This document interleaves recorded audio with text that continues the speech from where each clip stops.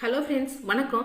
இன்றைக்கி நம்ம இந்த வீடியோவில் எதை பற்றி பார்க்க போகிறோன்னா, மக்கள் திலகம் புரட்சி தலைவர் எம்ஜிஆர் அவர்கள் எப்பொழுதுமே தனது அரசியல் வாழ்விலும் சரி, திரைப்பட வாழ்விலும் சரி, குடும்பத்தாரை அனுமதிக்க மாட்டாராம். ஆனால் எம்ஜி சக்கரபாணி அவர்கள், அவருடைய மூத்த மகன் ஆகியோர் மட்டும் திரைப்படத்துறையில் நடித்ததற்காக அனுமதி இருந்தது. ஆனால் எம்ஜிஆர் அவர்கள் முதல்வர் ஆனதும் தன் குடும்பத்திற்கு முதல் விதித்த கட்டுப்பாடு, என் அரசியலில் யாரும் தலையிடக்கூடாது என்றுதான். ஆனால் எம்ஜிஆர் திரைப்படத்துறையில் இருந்த போதும் சரி, ஆட்சியில் இருந்த போதும் சரி, தனக்கு உள்ள செல்வாக்கை தனது குடும்பத்தார் தவறாக பயன்படுத்த அனுமதித்தது இல்லை. அரசு நிர்வாகத்தில் அவர்களது குறுக்கீட்டை விரும்பியதும் இல்லை. தனது உதவியாளர்கள் தவறு செய்த போதும் அதற்கு பரிகாரம் கண்டிருக்கிறார். எம்ஜிஆர் முதல்வராக இருந்தபோது ஒரு நாள் கோட்டைக்கு புறப்பட தயாராகி கொண்டிருந்தார். முதல்வரை சந்தித்து குறைகளை தெரிவிக்கவும் மனு கொடுக்கவும் அவரது ராமாவரம் தோட்ட வீட்டில் எப்போதும் கூட்டம் இருக்கும். காரில் எம்ஜிஆர் ஏறும் சமயத்தில் கூட்டத்தில் இருந்து ஒருவர் திடீரென ஓடி வந்து அவரது காலில் விழுந்தார். பதற்றமடைந்த உதவியாளர்கள் அந்த நபரை தூக்கி பிடித்தனர். அவரை விட்டுவிடும்படி கூறிய எம்ஜிஆர் அந்த நபரை பார்த்து, என்ன விஷயம், எதற்காக என் காலில் விழுந்தாய் என்று கேட்டார். நான் ஈரோட்டைச் சேர்ந்தவன், உங்களை பார்த்து என் குறையை சொல்ல வந்தேன் என்றார் அந்த நபர். அதற்கு குறையை சொல்ல வேண்டும் என்றால் குறையை மட்டும்தானே சொல்ல வேண்டும், ஏன் என் காலில் விழுந்தீர்கள் என்று கேட்டார். சரி, உங்களுக்கு நான் என்ன உதவி செய்ய வேண்டும் என்று எம்ஜிஆர் கேட்டார்கள்.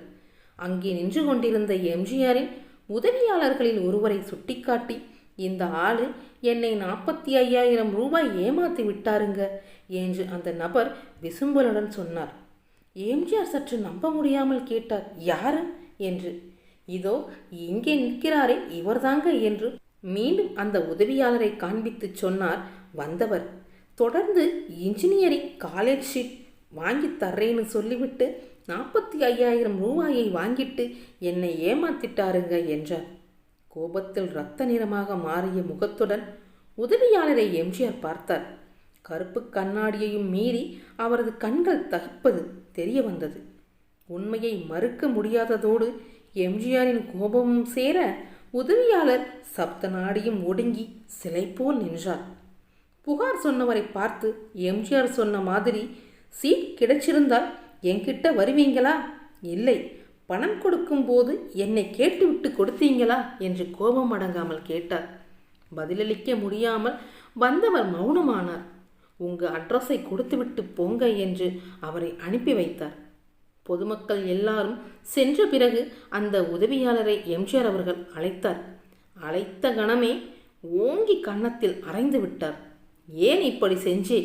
உன்னாலே எனக்கில்ல கெட்ட பேரு, நீ பண்ணின காரியத்தாலே என்னை இல்லை வந்து கேட்கிறான் என்று சத்தம் போட்டு அவரை வேலையை விட்டே அனுப்பிவிட்டார்.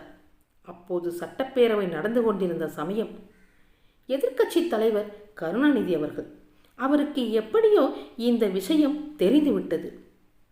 மறுநாளே இந்த பிரச்சனையை சட்டப்பேரவையில் எழுப்பினார். முதல்வரின் உதவியாளர் ஒருவர் இன்ஜினியரிங் கல்லூரியில் சீட் வாங்கி தருவதாக சொல்லி ஒருவரிடம் இருந்து 45,000 ரூபாய் மோசடி செய்தாராமே என்று கேட்டார். அதற்கு முதல்வர் அவர்கள் எம்ஜிஆர் எழுந்து எதிர்க்கட்சி தலைவர் கருணாநிதியை பார்த்து, நீங்கள் கூறுவது உண்மைதான், சம்பந்தப்பட்ட உதவியாளரை நேற்றே பதவியில் இருந்து நீக்கிவிட்டேன். பணத்தை இழந்தவருக்கு பணத்தை திருப்பிக் கொடுக்கவும் ஏற்பாடு செய்தாகிவிட்டது என்று கூறினார். தனது வீட்டில் நடந்த விஷயம் வெளியில் தெரிந்துவிட்டதே என்று எம்ஜிஆர் நினைக்கவில்லை. குற்றச்சாட்டை மறுக்கவோ சப்பைக்கட்டு கட்டவோ இல்லை. நடந்த விஷயத்தையும் அதற்கு பரிகாரம் காணப்பட்டதையும் தெளிவாக சொல்லிவிட்டார். தமிழ் திரையுலகில் எம்ஜிஆர் ஏகபோக சக்கரவர்த்தியாக இருந்த நிலையில் தனது அண்ணன் சக்கரபாணி நடிகராக இருந்த போதும் தான் நடிக்கும் படங்களில் சக்கரபாணிக்கும் வாய்ப்பு தர வேண்டும் என்று எந்த தயாரிப்பாளரையும் அவர் வற்புறுத்தியதில்லை. தயாரிப்பாளர்கள் தாங்களாக விரும்பினால் எம்ஜிஆரின் அண்ணனாகவோ தந்தையாகவோ நடிக்க சக்கரபாணியை ஒப்பந்தம் செய்வார்களே தவிர எம்ஜிஆர் கட்டாயப்படுத்தியதில்லை. சக்கரபாணியின் மகன் எம்ஜி சுகுமார் அவர்கள் சில படங்களில் நடித்தார். அவரையும் கூட தனது செல்வாக்கை பயன்படுத்தி திரையுலகில் முன்னேற்ற வேண்டும் என்று எம்ஜிஆர் நினைத்ததில்லை. உடல்நலக் குறைவால் அமெரிக்காவில் எம்ஜிஆர் சிகிச்சை பெற்று திரும்பிய பின் அவரது குடும்பத்தினர் சிலர் அரசு நிர்வாகத்தில் தலையிடுவதாக புகார் எழுந்தது. எம்ஜிஆரின் கவனத்துக்கு சென்றது. உடனே அரசு நிர்வாகத்தில் சம்பந்தம் இல்லாத யாருடைய தலையீட்டையும் குறுக்கீட்டையும் நான் எப்போதும் விரும்புவதில்லை. எனது மனைவியாகவே இருந்தாலும் அல்லது எனது உறவினர் என்று சொல்லிக் கொள்பவராக இருந்தாலும் அவர்களுக்கும் இது பொருந்தும். அமைச்சர்கள், அதிகாரிகள் என் அபிப்பிராயத்தை அறிந்து நடக்க வேண்டும் என்று 13/6/1986 தேதியில் தேதியிட்டு முக்கிய அறிவிப்பை முதலில் எம்ஜிஆர் வெளியிட்டார். அந்த அறிவிப்பு நாளிதழ்களில் வெளிவந்தது. தன் குடும்பத்தார் அரசு நிர்வாகத்தை பயன்படுத்தி அதிகாரத்தை துஷ்பிரயோகம் செய்வதை எம்ஜிஆர் ஒருபோதும் அனுமதித்ததில்லை. பொறுப்பில் இருப்பவர்கள் எப்படி செயல்பட வேண்டும் என்பதில் இப்போதைய அரசியல்வாதிகளுக்கு முன் உதாரணமாக திகழ்ந்தவர்தான் நமது மக்கள் திலகம் எம்ஜிஆர் அவர்கள்.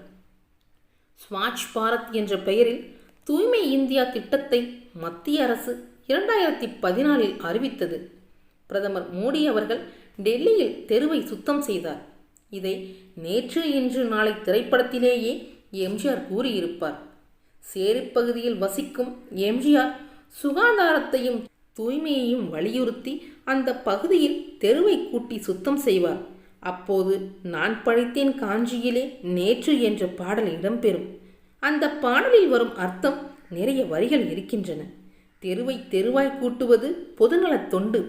ஊரார் தெரிந்து கொள்ள படம் பிடித்தால் சுயநலம் உண்டு. மக்கள் நலம் மக்கள் நலம் என்றே சொல்வார். தம் மக்கள் நலம் ஒன்றேதான் மனதில் கொள்வார். இதுதான் எம்ஜிஆர் அவர்களின் வாசகம். அவரை போன்ற ஒரு அரசியல்வாதியையும் மாமேதையையும் இனிமேல் நம்மால் காண முடியாது.